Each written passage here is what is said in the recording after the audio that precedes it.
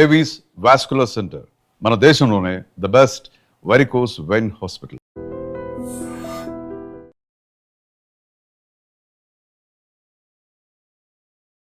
Welcome to iDream media. So మహిళల్లో heart attack అంటే ఈ మధ్యకాలంలో ఈ కేసులు ఎక్కువగా నమోదవుతున్నాయి. మహిళల్లో హార్ట్ అటాక్ అనేది ఎక్కువగా చూస్తున్నామని చెప్తూ ఉన్నారు. దీంట్లో వాస్తవం ఎంత? మహిళలకి హార్ట్ అటాక్ వస్తే అసలు ఎలాంటి లక్షణాలు కనిపిస్తాయి? సో ఎలా గుర్తించాలి? టెస్ట్లు అంటే ఏమున్నాయి? మహిళల్లో హార్ట్ అటాక్ రాకుండా ఎలాంటి జాగ్రత్తలు తీసుకోవాలి? పూర్తి వివరాలు తెలుసుకుందాం. మనతో పాటు ఉన్నారు ప్రముఖ ఇంటర్వెన్షనల్ కార్డియాలజిస్ట్ డాక్టర్ ముఖర్జీ గారు. డాక్టర్ గారు నమస్తే అండి. నమస్తే అండి. డాక్టర్ గారు, జనరల్గా హార్ట్ అటాక్ గురించి మాట్లాడుకుంటే మెన్లో మాట్లాడతాము, కానీ విమెన్లో అప్పుడప్పుడు అడపదడప కేసులు అనేది మనం మాట్లాడాము. అయితే ఇప్పుడు ఉమెన్లో కూడా ఎక్కువగా కేసులు నమోదవుతున్నాయి, హార్ట్ అటాక్ ఎక్కువగా వస్తుంది అంటున్నారు. నిజమేనా డాక్టర్ గారు? అంటే ఉమెన్ లోపల హార్ట్ అటాకే ఒక ప్రధానమైన కారణం మరణానికి.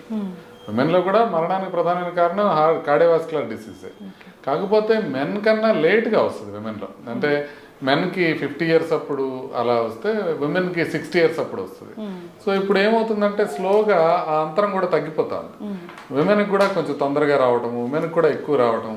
మొన్న ఒక 31-year-old లేడీకి హార్ట్ అటాక్ వస్తే స్టెంట్ చేయడం జరిగింది. అంటే తక్కువ వయసులో హార్ట్ అటాక్లు రావటం అనేది మేల్స్లో ఎక్కువ చూసేవాళ్ళం. ఈ మధ్య విమెన్లో కూడా ఎక్కువ అవుతా ఉంది, ఖచ్చితంగా పెరుగుతా ఉంది. ఎక్కడ తేడా వచ్చింది డాక్టర్ గారు? అంటే అన్నీ మనకు తెలిసిన విషయాలే, కొత్తగా వచ్చిన తేడాలు ఏమి లేవు. అంటే డయాబెటీస్ రేట్స్ పెరగడం అనేది లేడీస్లో ఒకటి ఇంపార్టెంట్గా మనం అర్థం చేసుకోవాలి. యూజువల్గా లేడీస్లో ఎట్లా ఉంటుందంటే ఆ హార్మోనల్ ప్రొటెక్షన్ ఉంటుంది. అంటే మెనోపాజ్ దాటిన తర్వాతనే యూజువల్గా హార్ట్ అటాక్లు వస్తాయి. కానీ మెనోపాజ్ ముందే ఆ రిస్క్ ఉండేది 2 రకాలుగా వస్తుంది. ఒకటి షుగరు, రెండోది స్మోకింగ్కి ఎక్స్పోజ్ అవటం. అంటే అది ప్యాసివ్ స్మోకింగ్ అయినా సరే, ఇంట్లో ఎవరన్నా ఎక్కువ సిగరెట్లు తాగుతూ ఉన్నారనుకోండి, అక్కడ ఉండే లేడీస్కి కొంత రిస్క్, వాళ్ళకి బెనిఫిట్ పోతుంది, హార్మోనల్ వల్ల వచ్చే బెనిఫిట్ పోతుంది. సో అందుకని డయాబెటీస్ ఉన్న వాళ్ళకి ఆ డయాబెటీస్ పెరిగిపోవడం వల్ల ఇప్పుడు మనకి ఎప్పుడైతే లైఫ్ స్టైల్ మారిపోయిందో, కొంచెం ఎక్సర్సైజ్ తక్కువ అయిపోవడం, ఇంట్లో ఉన్న గృహిణులకు కూడా ఇంతకుముందు వాళ్ళే అంట్లు తోముకోవడం, వాళ్ళే బట్టలు ఉతుక్కోవడం, వాళ్ళే అన్ని పనులు చేసుకోవటం ఉండేది. ఇప్పుడు సాధ్యమైనంత వరకు ఎవరు చేయట్లా. సో ఒక వాషింగ్ మిషన్ ఉంటుంది, ఒక ఫ్లోర్ క్లీనర్ ఉంటుంది, లేకపోతే ఒక మెయిడ్ ఉంటుంది. బట్ ఎవరికి పని అనేది ఎక్కువ లేదు, ఈజీ అవైలబిలిటీ ఆఫ్ ఫుడ్. ఇంతకుముందు ఏమైంది, లేడీస్కి కొంచెం లాస్ట్లో తినడం అట్లా ఉండేది. సాధ్యమైనంత వరకు వాళ్ళకి ఫుడ్ తక్కువ ఉండేది. ఇప్పుడు ఏమవుతుందంటే ఫుడ్ అబండెన్స్లో ఉంటుంది, మంచి విషయమే. కాకపోతే ఆ మంచి విషయంతో పాటుగా ఫుడ్ అబండెన్స్తో పాటుగా ఆ కార్బోహైడ్రేట్స్ అనేవి అధికంగా అయిపోవడం, సాచురేటెడ్ ఫ్యాట్స్ అధికంగా అయిపోవడం, వీటి వల్ల హార్ట్ అటాక్లు రావడం పెరుగుతుంది. సో ఓవరాల్గా మనకి లైఫ్ స్టైల్ మాడిఫికేషన్తో డయాబెటీస్ అనేది, మెటబాలిక్ సిండ్రోమ్ అనేది ఎక్కువ అయిపోవటం వల్ల, కొన్ని కల్చరల్ చేంజెస్ మన లివింగ్లో రావటం వల్ల, ఈ 2 కారణాలు ప్రధానంగా చూస్తాను నేను హార్ట్ అటాక్ ఉమెన్లో పెరగడానికి. అయితే ఉమెన్లో హార్ట్ అటాక్ చాలా సైలెంట్గా వస్తుంది అంటారు, అది ఏంటి డాక్టర్ గారు? అవునండి. ఇప్పుడు మనం మామూలుగా హార్ట్ అటాక్ అంటే ఏమనుకుంటాం, ఛాతీ మధ్య భాగంలో వస్తుంది, నడిస్తే ఎక్కువ అవుతుంది, లేకపోతే తగ్గుతుంది, విపరీతంగా నొప్పి వచ్చి ఇమీడియట్గా చూడగానే అందరికీ అర్థమైపోతుంది, ఏదో హార్ట్ అటాక్ ఉంది, ఇమీడియట్గా దీన్ని తీసుకోవాలి. లేడీస్లో ఈ రకంగా రాదు. లేడీస్లో ఏ విధంగా వస్తుంది అని అంటే కొంచెం ఆయాసం రావడం, లేకపోతే కొంచెం బ్యాక్ ఏక్ రావడము, కొంచెం గ్యాస్ లాగా రావడము, ఆ సిమ్టమ్సే డిఫరెంట్గా ఉంటాయి. అంటే వాళ్ళు ఎక్స్ప్రెస్ చేయడంలో డిఫరెంట్ అని కాదు, సిమ్టమ్సే కొంచెం డిఫరెంట్గా ఉంటాయి. సో మేల్స్కి వచ్చినట్టుగా అట్లా క్లాసిక్గా రావు, కొంచెం డిఫరెంట్గా వస్తాయి. అందుకనే లేడీస్లో గుర్తుపడటం కష్టం అయిపోతుంది. సైలెంట్ హార్ట్ అటాక్స్ కూడా లేడీస్లో ఎక్కువ. నార్మల్గా సైలెంట్ హార్ట్ అటాక్స్ డయాబెటీస్ ఉన్న వాళ్ళకి, హైపర్ టెన్షన్ ఉన్న వాళ్ళకి, ఏజ్ ఎక్కువ అట్లా ఉంటుంది. అట్లాగే లేడీస్లో కూడా సైలెంట్ హార్ట్ అటాక్స్ ఎక్కువ వస్తాయి. సో దాంతోపాటుగా ఈ లక్షణాలు ఉంటాయి అన్నమాట, డిఫరెంట్గా వస్తాయి కొంచెం. ఎస్పెషల్లీ షుగర్ ఉన్న లేడీస్లో అసలు చాలాసార్లు హార్ట్ అటాక్ వచ్చిందనేది తెలియకపోవచ్చు. సో అందుకనే ముందుగా చెకప్ చేసుకోవడం, కొంచెం ఎక్కువగా ఆలోచించడం. అంటే ఇప్పుడు మనం ఏంటంటే లేడీ అనగానే 35 years లేడీ వచ్చింది, ఆవిడకి చెస్ట్ పెయిన్ అనగానే ముందు కార్డియాలజిస్టులు, ఫిజిషియన్స్ అందరూ కూడా ఈవిడికి ఏదో గ్యాస్ అయి ఉంటుంది, ఈవికి హార్ట్ అటాక్ అయి ఉండదు అనేది ముందే ఒక అభిప్రాయానికి వస్తారు. అందుకని డయాగ్నోసిస్ కూడా కష్టం అయిపోతుంది. సస్పెషన్ తక్కువ ఉంటుంది కాబట్టి డయాగ్నోసిస్ కష్టం అవుతుంది. సో అందుకే ట్రీట్మెంట్ కూడా డిలే అవుతుంది. సో లేడీస్లో హార్ట్ అటాక్ వస్తే కనుక వాళ్ళలో ట్రీట్మెంట్ డిలేస్ అనేవి కామన్. దాంతోపాటుగా కొన్ని పరిశోధనలు ఈవెన్ వెస్ట్రన్ కంట్రీస్లో లేడీస్ అనేటప్పటికీ ట్యాబ్లెట్స్ కూడా కరెక్ట్గా వెళ్ళవు, వాళ్ళకి ప్రొసీజర్లు కూడా కరెక్ట్గా జరగవు. యాంజియోప్లాస్టీలు కావచ్చు, స్టెంటింగ్లు కావచ్చు, ఇవన్నీ టైంకి జరగటం కానివ్వండి, పూర్తిగా జరగటం కానివ్వండి, వీటిల్లో ఈ ఈ మగ ఆడ అనే అంతరాలు ఈవెన్ అభివృద్ధి చెందిన దేశాల్లో కూడా ఉన్నాయి. ఈవెన్ మన దేశంలో కాకుండా మిగతా దేశాల్లో కూడా ఉన్నాయి. సో అట్లా కొంచెం లేడీస్లో గుర్తుపట్టడం కష్టమే కాకుండా ట్రీట్మెంట్ కూడా కొంచెం కష్టం అవుతుంది. ఓకే, ఇప్పుడు ఈ డయాబెటీస్, ఈ బీపీ ఇలా ఉన్న మహిళలు అసలు ఎన్నాళ్ళకు ఒకసారి టెస్ట్ అనేది చేయించుకోవాలి? ఈసీజీ కానీ ఇట్లా గుండెకి సంబంధించిన టెస్టులు కానీ అసలు ఎలాంటి టెస్టులు ఉన్నాయి? అంటే 40 years దాటితే లేడీస్ అందరూ కూడా ఒకసారి ఎకో టీఎంటీ అనే 2 టెస్టులు చేయించుకొని చూసుకోవాల్సి ఉంటుంది. అవి కనుక బాగున్నాయనంటే యూజువల్గా ఇమీడియట్గా మనం ప్రమాదం ఉండే అవకాశం తక్కువ. ఈ టెస్ట్లో కూడా ఎట్లుంటాయంటే టీఎంటీల్లో లేడీస్లో ఫాల్స్ పాజిటివ్స్ కొంచెం ఎక్కువగా ఉంటాయి. ఫాల్స్ పాజిటివ్ అంటే ఏంటంటే టీఎంటీ అబ్నార్మల్ ఉంటుంది కానీ యాంజియోగ్రామ్ నార్మల్ ఉంటుంది. అంటే వాళ్ళలో బ్లాక్స్ లేకపోయినా కూడా టీఎంటీ అబ్నార్మల్ వస్తుంది. దీన్ని ఫాల్స్ పాజిటివ్ అంటారు. అది లేడీస్లో చాలా కామన్గా ఉంటుంది. సో అందుకని ఈ టెస్టుల మీద కంప్లీట్గా రిలై కాలేము. బట్ బేసిక్ టెస్టులు అవైతే చేయించుకోవాలి. అది 40 years దాటిన తర్వాత అందరూ చేయించుకోవడంతో పాటుగా నొప్పి ఉన్నా, ఆయాసం వస్తున్నా, ఇంట్లో రిస్క్ ఫ్యాక్టర్స్ ఎక్కువ ఉన్నాయి, అంటే బీపీ, షుగరు, కొలెస్ట్రాల్ ఇలాంటి risk factors, genetic risk factors ఎక్కువ ఉన్నప్పటికీ కూడా వాళ్ళు కొంచెం ముందే చేయించుకోవాల్సిన 40 years దాకా ఆగకుండా ముందే చేయించుకోవాల్సిన అవసరం ఉంటుంది.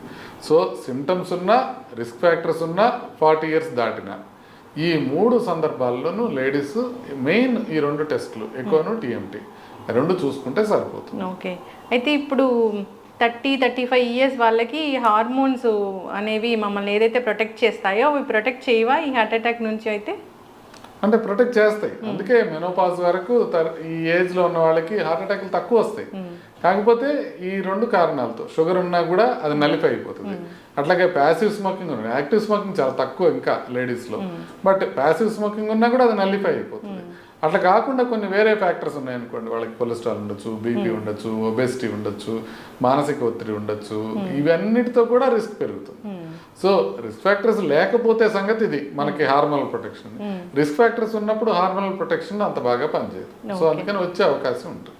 ఇప్పుడు ఈ కోవిడ్ వ్యాక్సిన్, కరోనా వచ్చింది, చాలా ట్రీట్మెంట్ తీసుకున్నారు, స్టెరాయిడ్స్ ఇచ్చారు అనేది వీళ్ళకి కూడా వర్తిస్తుందా? అందరికీ వర్తిస్తుంది, లేడీస్కి కూడా వర్తిస్తుంది. యాక్చువల్లీ లేడీస్లో కూడా మనకి ఈ కోవిడ్ తరహా లక్షణాలు కానివ్వండి, కోవిడ్లో ఎఫెక్ట్ అవ్వడం కానివ్వండి, ఎస్పెషల్లీ ఒబీస్ లేడీస్, లావుగా ఉండే వాళ్ళకి చాలా ఎక్కువగా వచ్చినాయి problems. So vaccine side effects కూడా, అంటే కోవిషీల్డ్ లాంటి వ్యాక్సిన్తో వచ్చే సైడ్ ఎఫెక్ట్స్, బ్లడ్ క్లాట్స్ అనేవి లేడీస్లో అధికంగా ఉన్నాయి. అది ఆల్మోస్ట్ వాళ్ళలో 60% ఉంటే 40% మేల్స్లో ఉన్నాయి. కాకపోతే ఇప్పుడు మనం చూస్తున్న సడన్ కార్డియక్ డెత్స్లో, అన్ని సడన్గా ఆకస్మిక మరణాలు ఏదైతే చూస్తున్నాం, వీటిలో ప్రిడామినెంట్గా మేల్సే ఉండటం వల్ల మనకేమర్థం అవుతుందంటే మేబీ వ్యాక్సిన్ వల్ల కాదేమో అని. ఎందుకంటే వ్యాక్సిన్ లేడీస్లో ఎక్కువ ప్రాబ్లమ్స్ క్రియేట్ చేసింది, మేల్స్లో తక్కువ ప్రాబ్లమ్స్ క్రియేట్ చేసింది. కానీ ఇప్పుడు వస్తున్నది స్టిల్ మేల్స్లోనే ఎక్కువ వస్తుంది. సో అందుకని ఇది వ్యాక్సిన్ వల్ల కాదేమో అనేది మనకు అర్థమవుతుంది. ఈ రీసెంట్గా మీరు ఒక ఆర్టికల్ రాశారు, అంటే డెలివరీ తర్వాత ఉమెన్ చాలా జాగ్రత్తలు తీసుకోవాలి, వాళ్ళల్లో కూడా హార్ట్ ఇష్యూస్ అనేవి వచ్చేది ఉందని. అది ఎట్లా డాక్టర్ గారు? అంటే లేడీస్కి మాత్రమే స్పెసిఫిక్ కొన్ని జబ్బులు ఉంటాయి. దాంట్లో ఇది ఒకటి కామన్ జబ్బు అనమాట. దాన్ని పెరిపార్టమ్ కార్డియోమయోపతి అంటారు. పెరిపార్టమ్ కార్డియోమయోపతి అంటే డెలివరీ అయ్యే ఒక నెల ముందు కానీ, ఒక 3 నెలల తర్వాత కానీ సడన్గా గుండె వీక్ అయిపోతుంది. పోలియో వస్తే మజిల్ ఎట్లా వీక్ అయిపోతుందో గుండె కండరం అట్లా వీక్ అయిపోతుంది. ఎవరిలో వస్తుందో ఎవరిలో రాదనేది జెనెటిక్ ఇన్ఫ్లుయెన్స్ మీద ఆధారపడి ఉంటుంది, మనం కంప్లీట్గా చెప్పలేము. సో అలా వస్తే కనుక ఇమీడియట్గా వాళ్ళకి ఆయాసం రావటము, పడుకుంటే ఆయాసం ఎక్కువైపోవడం, దగ్గు రావటము, కాళ్ళు వాపులు రావటం, ఇట్లాంటి సమస్యలు వస్తాయి. అలాంటివి వచ్చినప్పుడు ఒక్కసారి ఎకోకార్డియోగ్రామ్ చేసి చూసుకుంటే ఒకవేళ పంపింగ్ వీక్గా ఉంటే ప్రెగ్నెన్సీ వల్ల వచ్చిన ప్రాబ్లం కింద మనం దాన్ని భావించాలి. దాన్ని పెరిపార్టమ్ కార్డియోమయోపతి అంటారు. అలా ఉంటే కనుక దానికి ట్రీట్మెంట్ తీసుకుంటే చాలా మంది రికవర్ అయిపోతారు. మోర్ దాన్ 60% ఏమీ ప్రాబ్లం లేకుండా రికవర్ అయ్యే ఛాన్సెస్ ఉంటాయి. ఒక 40% మాత్రం కొంచెం పంపింగ్ ఇంప్రూవ్ కాకపోయినా, లేకపోతే డిటరేట్ అయినా అయ్యే అవకాశం ఉంటుంది. సో దాన్ని ఈజీగా తీసుకోకూడదు. ఒకసారి కనుక ప్రెగ్నెన్సీలో ఆ సమస్య వస్తే తర్వాత మళ్ళీ ప్రెగ్నెంట్ అయితే రికవర్ అయిపోయినా కూడా మళ్ళీ అదే వచ్చే అవకాశం ఉంటుంది. అందుకనే ఒకసారి ప్రెగ్నెన్సీలో పెరిపార్టమ్ కార్డియోమయోపతి వస్తే ఇక మళ్ళీ 2వ ప్రెగ్నెన్సీకి వెళ్ళొద్దు అని చెప్తా ఉన్నట్టు, వాళ్ళు రికవర్ అయినా కూడా. సో అందుకోసమనే రికవరీ అయ్యే అవకాశం ఉంటుంది, బట్ రికవరీ అయిన తర్వాత కూడా వాళ్ళు జాగ్రత్తలు తీసుకోవాల్సిన అవసరం ఉంటుంది. Yes sir. సో డాక్టర్ గారు, ఉమెన్లో హార్ట్ అటాక్, హార్ట్ ఇష్యూస్ గురించి మాట్లాడుతున్నాం కాబట్టి ఒక 40 నుంచి మనం ఈ టెస్ట్లు అనేవి హార్ట్కి సంబంధించి చేయించుకుంటే మంచిదా? ఖచ్చితంగా హార్ట్కి సంబంధించిన టెస్ట్లు అన్ని 40 తర్వాత చేసుకోవాలి. ఓకే. ఇప్పుడు ఈవెన్ యాంజియోగ్రామ్ తీసుకున్నారనుకోండి, యాంజియోగ్రామ్ లో కూడా లేడీస్ లోను మెన్ లోను డిఫరెంట్గా ఉంటాయి. లేడీస్ లో కొంచెం రక్తనాళాల సైజు తక్కువ ఉండటంతో పాటుగా ఒక స్పెషల్ జబ్బు ఉంటుంది, స్కాడ్ అనే ఒక జబ్బు ఉంటుంది రక్తనాళాల్లో, స్పాంటేనియస్ కరోనరీ ఆర్టరీ డిసెక్షన్ అంటారనమాట.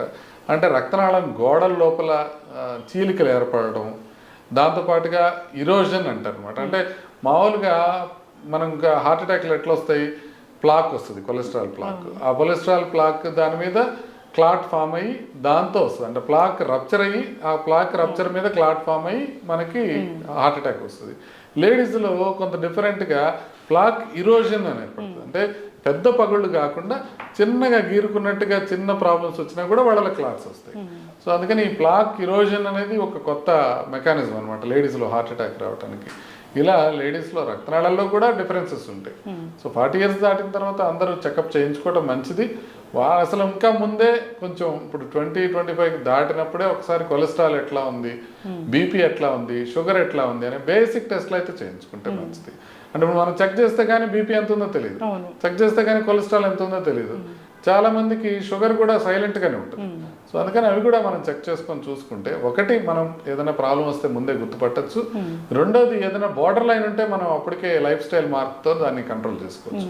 ఇప్పుడు ఫర్ ఎగ్జాంపుల్ ప్రీ డయాబెటీస్ ఉందనుకోండి, ఇమీడియట్గా బరువు తగ్గి ఎక్సర్సైజ్ ఎక్కువ చేసి మనం దాన్ని కంట్రోల్ చేసుకోవచ్చు, అది డయాబెటీస్కి వెళ్ళకుండా. అదేవిధంగా ఈ ఫస్ట్ ప్రీ హైపర్ టెన్షన్ ఉందనుకోండి, బీపీని కూడా మనం ఎర్లీ స్టేజ్లోనే గుర్తించి మనం దాన్ని తగ్గించుకోవచ్చు. బీపీ అసలు ఎంత ఉంటే హార్ట్ మీద ప్రభావం చూపిస్తుంది? అసలు నార్మల్ ఇంటి దగ్గర 130/80 కన్నా తక్కువ ఉండటం నార్మల్. 130/80 కన్నా ఇంటి దగ్గర ఎక్కువ ఉన్నా, 140/90 డాక్టర్ దగ్గరికి వెళ్ళినప్పుడు ఉన్నా అది మనకి హార్ట్ పైన ఎఫెక్ట్ కలిగిస్తుంది. అంటే హార్ట్ అటాక్ వచ్చే అవకాశాన్ని అది 24% పెంచుతుంది. స్ట్రోక్ వచ్చే అవకాశం, పక్షవాతం వచ్చే అవకాశాన్ని 42% పెంచుతుంది అది. అందుకే మనం బీపీ ఉందంటే ఖచ్చితంగా దాన్ని ట్రీట్ చేసుకోవాల్సిన అవసరం ఉంది. ఉమెన్కి కూడా అదే, ఉమెన్కి కూడా అంతే ఉంటుంది, సేమ్ లెవెల్స్, మనకి బీపీ లెవెల్స్ సేమ్గా ఉంటాయి. ఓకే. అంటే ఎప్పుడైనా 130 ఉండి లేదా 120 ఉండి ఈ డయాస్టాలిక్ అనేది 90 ఉంటే అది అబ్నార్మలే, 80 కన్నా తక్కువ ఉండాలి. సో ఎప్పుడు చిన్న వయసులో ఏంటంటే సిస్టాలిక్ అనేది నార్మల్ ఉండి డయాస్టాలిక్ ఎక్కువ ఉంటుంది, అది కామన్. 130/90 అనేది కామన్, బట్ అది అబ్నార్మల్. సో ఏజ్ పెరిగే కొద్ది ఇప్పుడు 70 years వచ్చినాయి అనుకోండి, అప్పుడు ఎంత ఉంటుందంటే 150/60 అట్లా ఉంటుంది. అంటే అది సిస్టాలిక్ ఎక్కువ ఉంటుంది, డయాస్టాలిక్ తక్కువ ఉంటుంది. వాళ్ళకి ట్రీట్ చేయడం ఇంకొక ప్రాబ్లం, ఎందుకంటే వాళ్ళకి సిస్టాలిక్ ట్రీట్ చేద్దామని ట్రై చేస్తే డయాస్టాలిక్ పడిపోతూ ఉంటుంది. సో అందుకని ఆ జాగ్రత్తలు తీసుకొని డయాస్టాలిక్ పడిపోకుండా వాళ్ళకి ట్రీట్ చేయాలి. ఓకే. అయితే డాక్టర్ గారు, ఈ కార్డియాక్ అరెస్ట్ అని చెప్తారు కదా, హార్ట్ అటాక్ వేరు కార్డియాక్ అరెస్ట్ వేరు కదా, అయితే కార్డియాక్ అరెస్ట్ కూడా ఉంటుందా ఉమెన్లో? కార్డియాక్ అరెస్ట్ కదా సార్, ఉమెన్ లో కూడా ప్రధానంగా చనిపోయే అవకాశం కార్డియాక్ అరెస్ట్. అంటే సడన్ గా ఒక 6 minutes ముందంతా మంచిగా ఉంటారు, అప్పటికప్పుడు హార్ట్ ఆగిపోవడం అట్లా జరుగుతుందా? హార్ట్ అటాక్ వచ్చిన మొదటి గంటలో చనిపోయే అవకాశం చాలా ఎక్కువ ఉంటుంది. మొదటి గంటలో అంటే హార్ట్ అటాక్ వచ్చిన తర్వాత మనం హాస్పిటల్కి వెళ్ళే లోపల చనిపోయే వాళ్ళు చాలా ఎక్కువ మంది ఉంటారు. సో అందుకోసమని హార్ట్ అటాక్ వచ్చినప్పుడు కార్డియాక్ అరెస్ట్ వచ్చే లోపల ముందు హాస్పిటల్కి చేరుకోవాలి. అందుకే హార్ట్ అటాక్ సివియర్ పెయిన్ ఏదైనా వస్తే ఇమ్మీడియట్గా హాస్పిటల్కి రీచ్ అవ్వడం అనేది చాలా ఇంపార్టెంట్. ఓకే. అసలు ఉమెన్కి హార్ట్ ఇష్యూసే రాకూడదు అంటే జాగ్రత్తలు ఏముంటాయి? మెన్ ఏ విధమైన జాగ్రత్తలు తీసుకోవాలో ఉమెన్ కూడా అదే జాగ్రత్తలు తీసుకోవాలి. అంటే ఆహారం విషయంలో జాగ్రత్తలు తీసుకోవటం, బరువు జాగ్రత్తగా మెయింటైన్ చేసుకోవటం, వ్యాయామం రెగ్యులర్గా చేసుకోవటం, మనం మానసిక ఒత్తిడి తగ్గించుకోవటం, నిద్ర సరిగ్గా పోవటం, ఇవి ఏదైతే మగవాళ్ళలో ఉపయోగపడతాయో అదే లేడీస్లో కూడా ఉపయోగపడతాయి. సో కాకపోతే ఓన్లీ అడ్వాంటేజ్ ఏంటంటే ఇప్పుడు దాకా లేడీస్కి వ్యసనాలు చాలా తక్కువ, ఇండియాలో వ్యసనాలు తక్కువ ఉంటాయి లేడీస్కి. దానికి తోడు కొంత కష్టపడి పని చేస్తారు మెన్ కన్నా కూడా. ఇప్పుడంతా అదే మనం అనుకున్నట్టుగా తగ్గిపోతూ ఉంది. సో అందువల్ల కొంత సహజ సిద్ధమైన అడ్వాంటేజెస్, హార్మోనల్ అడ్వాంటేజ్ కాకుండా ఈ అడ్వాంటేజెస్ కూడా ఉంటాయి. ఇప్పుడు కొత్తగా విమెన్ వేపింగ్ చేయడం మొదలుపెట్టారో, స్మోకింగ్ చేయడం మొదలుపెట్టారో, ఆల్కహాల్ అనేది ఎప్పుడైతే ఆ అప్పర్ సోషియో ఎకనామిక్ గ్రూప్స్లో కామన్ అయిపోతుందో లేడీస్లో, అప్పుడు మనకి అడ్వాంటేజెస్ అన్నీ పోయే అవకాశం ఉంటుంది. ఓకే. అయితే సిటీ కరోనరీ యాంజియో అని ఆ మధ్య ఎక్కువగా విన్నాము. అది ఒకసారి చేయించుకుంటే 3 ఏళ్ల వరకు భయం లేకుండా ఉంటుందా డాక్టర్ గారు? సిటీ కరోనరీ యాంజియోగ్రామ్ నార్మల్ ఉంటే 5 ఏళ్ల వరకు యూజువల్గా పెద్ద పట్టించుకోవాల్సిన అవసరం ఉంటుంది. సో యూజువల్గా సిటీ కరోనరీ యాంజియోగ్రామ్ నార్మల్ ఉంటే ఈ ప్రాబ్లం వచ్చే అవకాశం తక్కువ. కాకపోతే అట్లనే సిటీ కరోనరీ యాంజియోగ్రామ్లో కాంట్రాస్ట్తో పాటు రేడియేషన్ కూడా ఉంటుంది. సో అందుకని రెగ్యులర్గా అవసరం లేదు, భయపడి చేసుకోవాల్సిన అవసరం లేదు. ప్రెగ్నెన్సీలో చేయకూడదు, సిటీ అనేది చాలా డేంజరస్. సో అందుకోసమని మనం చాలా జాగ్రత్తగా చూసుకొని ఒకవేళ అవసరం అని అనుకుంటే చేసుకోవచ్చు సిటీ కరోనరీ యాంజియోగ్రామ్. ఎస్, చక్కటి ఇన్ఫర్మేషన్ డాక్టర్ గారు. ఉమెన్ తన హెల్త్ గురించి తాను ఆలోచించుకోవాలి.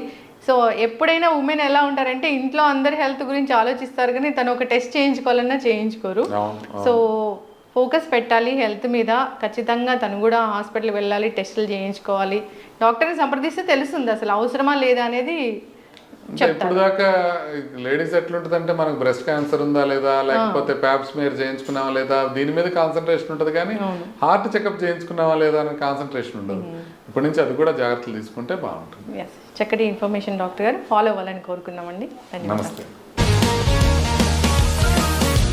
Sir, one life lesson what medicine has taught you. Whatever you can do without expecting.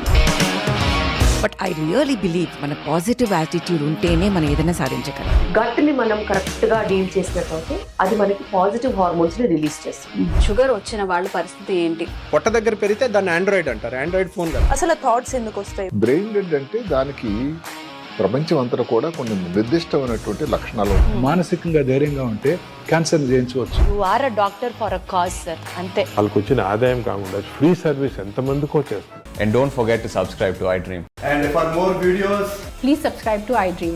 Please subscribe to iDream. Please subscribe iDream. And please subscribe to iDream. For more videos, subscribe to iDream. please like, share and subscribe to the channel. Congratulations, iDream. Subscribe to iDream. Subscribe to iDream. So subscribe to iDream Media. iDream ki iDream team andarki huge congratulations. Please subscribe iDream Media. Please subscribe to iDream. Subscribe iDream. Please subscribe to iDream. iDream అంటే నా కళల channel subscribe చేసుకున్న నోరు తిరుగుతలేదు, మీరైతే గంట గుర్తు కొట్టండి. For more such videos, please subscribe to iDream. Subscribe to iDream. Please subscribe to iDream. Please subscribe iDream Media. Please do subscribe to iDream. Please subscribe to iDream Media. For best entertainment and information, please subscribe iDream.